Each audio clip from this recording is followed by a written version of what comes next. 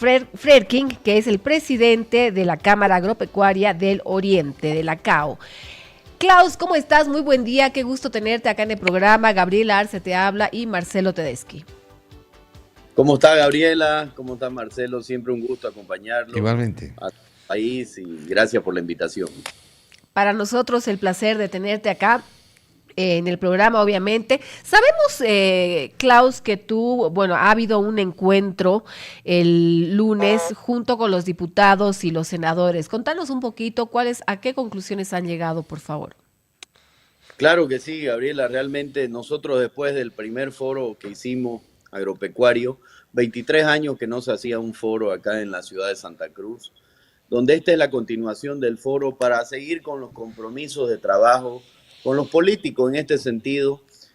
Tuvimos la presencia de toda la bancada de legisladores electos por Santa Cruz, tanto senadores como diputados, de todas las fuerzas políticas, de las 4 fuerzas políticas que ahora tienen aquí en Santa Cruz, estuvieron presentes, firmamos un documento por el bien del país, por la gobernabilidad que va a ayudar a la bancada cruceña al país, donde realmente queremos que esta iniciativa se haga en todo el país, porque aquí tenemos todos que remar por una sola Bolivia, por una sola bandera, por el bienestar de todos los bolivianos, porque no podemos continuar con esta crisis económica y con esta incertidumbre. Los políticos nos tienen que devolver tranquilidad y paz para poder seguir trabajando. ¿Cuáles serían los pedidos concretos de la CAO, Klaus? El sector agropecuario nacional, no solo de CAO, Gabriela, nosotros también tenemos Confeagro. Es una agenda postergada a 18 años. Si ustedes se dan cuenta, el día de ayer sale un sector muy importante, tiene el país, el sector lechero, que todos nuestros niños, nuestros adultos, todos nosotros tomamos leche todas las mañanas. Claro. El presidente de los productores de leche el día de ayer dice que tienen 7, 8 días de abastecimiento de alimento balanceado, que la producción de la Federación de Productores de Leche se ha caído de 350,000 a 220,000 litros día la producción de leche. Está hablando de casi 40% menos. Y esto es la incertidumbre. ¿Por qué voy con esto? Porque el pueblo tiene que saber, la población tiene que saber. Cuando vamos a un supermercado y no podemos retirar más de 3, 4 litros de leche por persona, o cuando vemos que falta aceite o falta azúcar, no es culpa del productor. El productor, para empezar, no pone los precios. Y segundo, no tiene ahorita las reglas dentro de esta agenda, que es muy antigua, para seguir aumentando su inversión. Le doy ejemplo, seguridad jurídica. ¿Cuántos avasallamientos tenemos en el país? ¿Cuántas personas en el país no tienen los títulos firmados? El acceso a tecnología y a biotecnología, que la competencia es injusta con países vecinos, que permitimos importar maíz y trigo con biotecnología, pero en Bolivia no se puede producir. O sea, son cosas que estamos en contraflecha.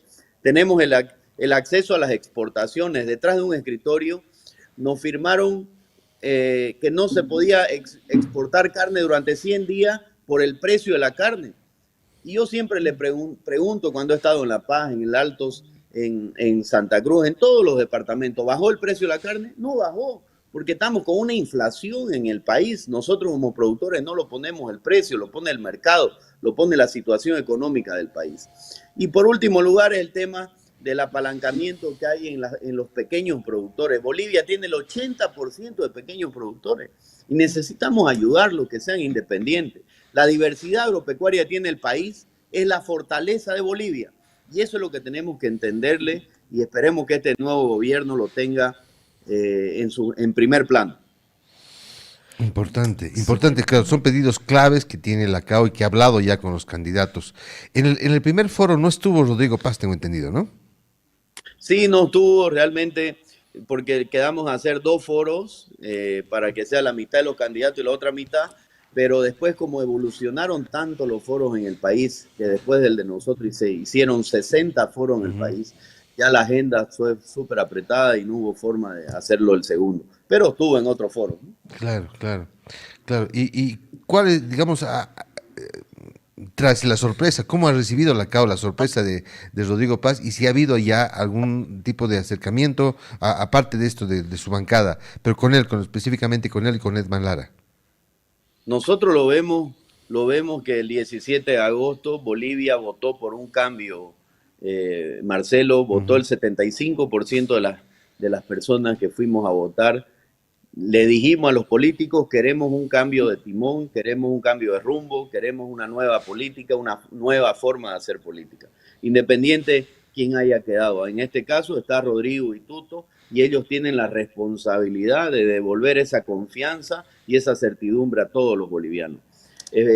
Nosotros como agropecuarios, después del evento del lunes, estuvimos muy contentos, tuvo el 100% de la bancada de PDC, el 100% de la bancada de Libre, tuvieron casi todos los de la bancada de Unidad, no tuvieron completo, pues estaban con el gobernador en la audiencia en La Paz, y un diputado por Alianza Popular. En este sentido vemos que las ganas están de trabajar por un nuevo modelo productivo. Un modelo productivo que se lo hemos planteado a la bancada del PDC, a de Libre y Unidad, que se base en la producción, que se base en el trabajo, que se base en la inversión, Marcelo. Ya no podemos asegurar la inversión, que no tengamos seguridad jurídica. Nosotros necesitamos basar este nuevo modelo económico en todas estas reglas que creo que son muy claras.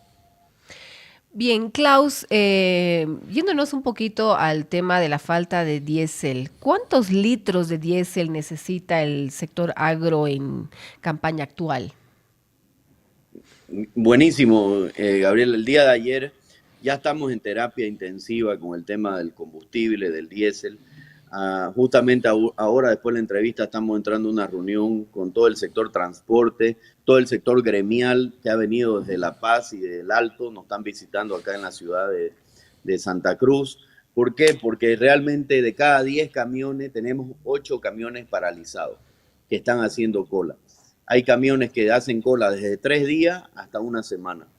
Y las carreteras son las venas de Bolivia. Por ahí se traslada toda la comida, por ahí se traslada todo el comercio, se traslada toda la economía. Si no tenemos combustible y estamos parados como estamos ahora, las cadenas productivas ya están empezando a deteriorarse. El sector agropecuario nacional, y esto que quede claro, utiliza 380 millones de litros, de los cuales el 16% de lo que el Estado o el gobierno importa. El gobierno importa 2.400 millones de litros de diésel. Nosotros usamos 380.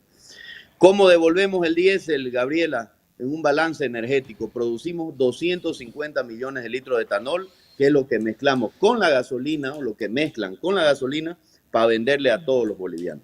En este sentido, si aperturamos la producción de etanol, en muy poco tiempo vamos a estar superando lo que consumimos en diésel en etanol. ¿Y cuál sería el riesgo, Klaus, si no se garantiza este suministro? En Bolivia se siembran, viene la campaña más grande que tiene Bolivia, Gabriela. 3.3 millones de hectáreas hay que sembrar en todo Bolivia, desde octubre a diciembre. Si nosotros los agropecuarios bolivianos no sembramos de octubre a diciembre 3.3 millones de hectáreas, las cadenas de abastecimiento van a estar en riesgo para el próximo año. Dependiendo del cultivo, es que producimos las proteínas como pollo, cerdo, leche, huevo, o si no producimos la soya para exportar, producimos el arroz, viene la campaña grande de arroz. Ya el año pasado se cosecharon 30% menos de arroz por exceso de lluvia y por falta de combustible. Entonces tenemos que ser serios y tenemos que decir la verdad. Si no tienen para diésel, que transparenten la importación de diésel, que lo saquen de sustancias controladas, que le bajen los impuestos. El diésel no hay en Bolivia, entonces tenemos que importarlo. Seguramente van a haber empresarios, empresas que traigan, pero tiene que haber el diésel oportuno, porque los ciclos agrícolas no lo define el gobierno, los ciclos agrícolas lo define lo que vamos a sembrar, la época del año, qué mes es, cómo está nuestra humedad. Eso es lo que así se hace agropecuaria en el país. ¿Y cuál sería el efecto que tendría el diésel a precio internacional, Klaus, en los costos de producción? Mire, Gabriela, creería yo que el efecto va a ser mayor si usted le daba el dato de la leche. Ya la leche se produce 40% menos. ¿Qué preferimos? ¿Que haya leche o que no haya leche? Porque el productor no va a poder producir, no va a poder seguir subvencionando si no tiene un rédito para su familia, un rédito para lo que él está invirtiendo. Lo mismo pasa con el arroz. ¿Por qué 30% menos el arroz? ¿Por qué el maíz? Casi nada producimos de maíz. Porque el 2011 cerraron las exportaciones de maíz y pensaron que al cerrar las exportaciones todos los productores del maíz iba a quedar en Bolivia. Pues el productor, a no poder tener precio internacional, ¿qué hizo? Dejó de sembrar maíz. Entonces ahorita 1.400.000 toneladas se necesitan de maíz para Bolivia, de las cuales solo producimos 600.000. Y las otras toneladas de maíz vienen importadas o de contrabando. Entonces, tenemos que aperturar a que el productor crea y vuelva a invertir. Hay que invertir en la tierra, hay que invertir en capacitación de personas. Entonces, 2 puntos aparte, el precio, Gabriela, aquí va a ser un tema que si queremos que haya o que queremos que no haya, o si queremos que sea producido en Bolivia o seguimos importando de afuera. ¿Qué hace con la subvención? La subvención a este punto ya es un problema, es un tema que perjudica al sector y obviamente sin subvención que están dispuestos a comprarlo, además que traigan que se abra, dices, esto afectaría en alguna medida al precio final de los productos agrícolas que se producen? Marcelo, Santa Cruz y Beni, ya la subvención es de papel, es de foto nomás. Ah, Nosotros en las provincias ya estamos pagando 12, 13, 14. Ahora hablé con el sector arrocero en la ciudad de Trinidad, están pagando a 15 bolivianos.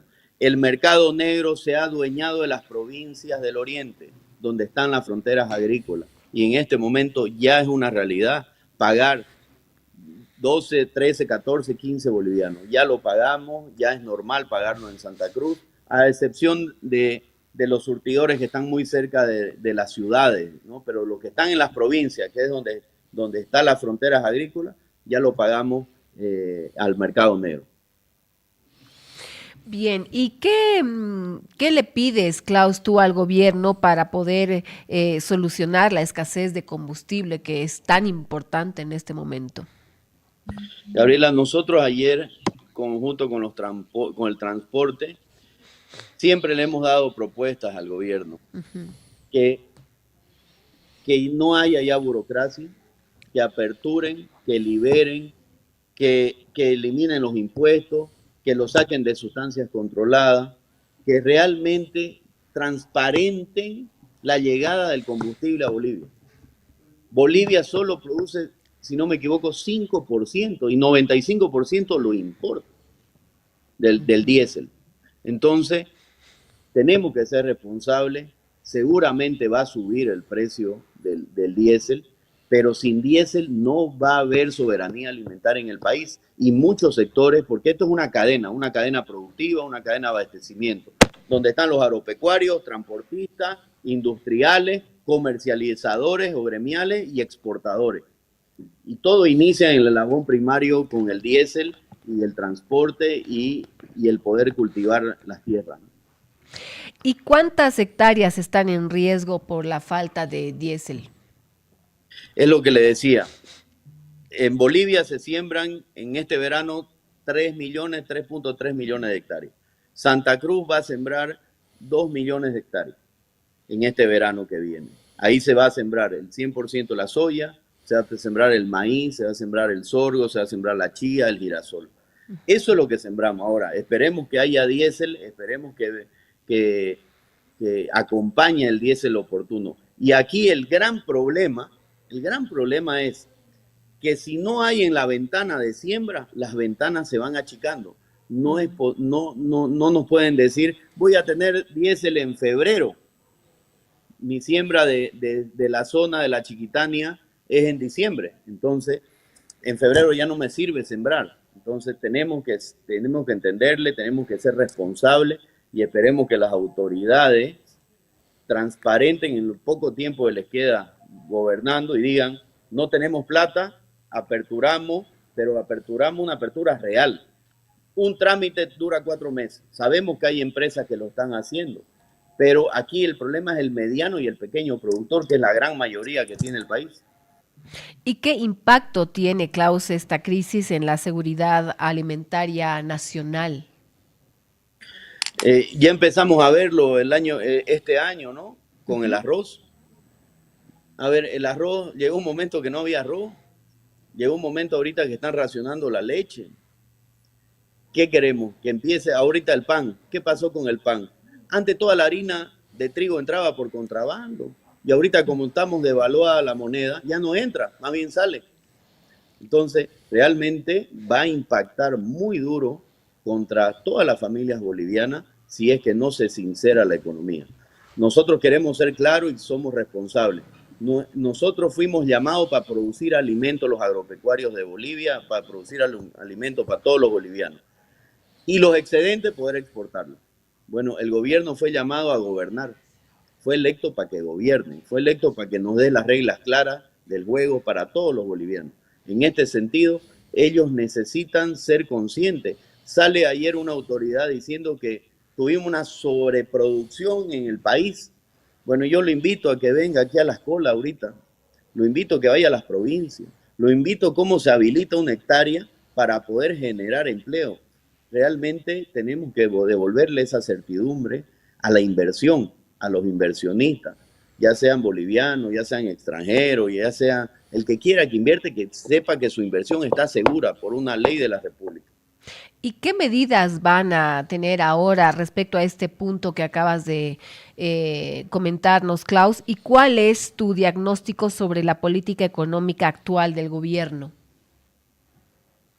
Yo creo que se puso estos años mucho la ideología por encima de la producción, mucho la ideología por encima de la economía. Y yo considero como agropecuario, Gabriela, que no nos hemos dado cuenta que nuestra gran fortaleza como país es nuestra diversidad agropecuaria. Hablamos mucho del pan y de la harina de trigo, pues Chuquisaca debería ser nuestra gran productora de trigo del país, porque tiene la altitud, tiene la tierra y tiene el clima. Hablamos de Cochabamba. Cochabamba debería exportar, el mayor exportador de flores y de fruta del país. Tarija, gran exportador de vino, productor de leche. Santa Cruz, Beni, gran productor de la nueva frontera agrícola del Beni. Y así todos los departamentos. Somos tan diversos en Bolivia que es nuestra fortaleza. El mundo requiere quinoa, Gabriela. Claro, y no es claro. posible que en La Paz se produzca media tonelada de quinoa por hectárea y a 500 metros que está Perú se produzcan 2 toneladas por hectárea. Y yo le digo que eso no es que los peruanos sean mejor que nosotros. Nosotros los bolivianos sabemos trabajar. Lo que necesitamos son incentivos al acceso a la tecnología, a que nuestros centros de investigación funcionen en el país, nuestras universidades. No podemos poner la ideología por encima de la producción y la investigación, y eso es lo que necesitamos hacer como país, y esperemos que el nuevo gobierno lo tome muy en cuenta. Y Klaus, ¿qué riesgo corre la cosecha de verano si no hay diésel? La cosecha de verano, primero, Gabriela, tenemos que sembrarla en octubre a diciembre. Ahora estamos terminando la cosecha de invierno. Sí. Nos falta, la cosecha de invierno nos falta un 50% todavía en la zona norte que se produce la semilla para la siembra de verano. Entonces, esperemos que esto se paralice, que aparezca el combustible, que aparezca el diésel, para que los productores empiecen a alistar su terreno para verano. Y bueno, definitivamente la falta de diésel afecta mucho, ¿no? Con el tema del transporte y la exportación de alimentos. ¿Cómo afecta todo esto? Imagínense,